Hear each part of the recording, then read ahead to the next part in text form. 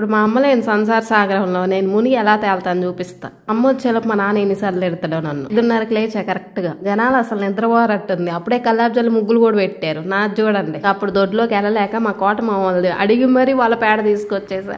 ఏమ్మా నేను జల్లే కల్లాపుని చూసి మీరు మా అక్క పని చేసిద్ది అనుకుంటారేమో, చూపిస్తా నా కళాఖండాన్ని. అసలు కల్లాబ్జాల్లో రోజు మా అమ్మే చేసేది పని. ఆ కల్లాబ్జాలు తింటే పాప కోట మామూలు బండ్ల మీద పడ్డాయి అనుకోకుండా మళ్ళీ వాటిని కడిగేసా. మిస్టేక్ పడ్డాయి అబ్బా అక్కడ. కల్లాబ్జాలలా మడుగులు పోసా. 3 రోజులు కూడా ఆడుతుంది. అలా బయట పని కంప్లీట్ చేసుకుని ఇంట్లోకి వచ్చాయి. వంట చేయాలి కదా. నేను ఏ కూర చేసినా తిడతారు కాబట్టి ఏం చేయాలో అర్థం కాక పెరుగుంది, దాన్ని నేను చిలికేసి కొంచెం మజ్జిగ చేసా. ఇంకొంచెం ఆల్రెడీ ఫ్రిడ్జ్ లో ఉంది, అది తీసుకొని వచ్చి మజ్జిగ చారు చేసా. మా నాన్న మజ్జిగ చారు చేస్తే పరమాన్నం లాగా తింటాడు. నేను తిట్టించుకునే ఛాన్సే లేదు. అయినా కూడా అరిసాడు. ఎందుకో తెలుసా? కరేపాకు ఎక్కువ వేసాను అంటే ఎందుకు ఆ తొక్కలో ఆకులన్నీ వేసినావు అన్నాడు.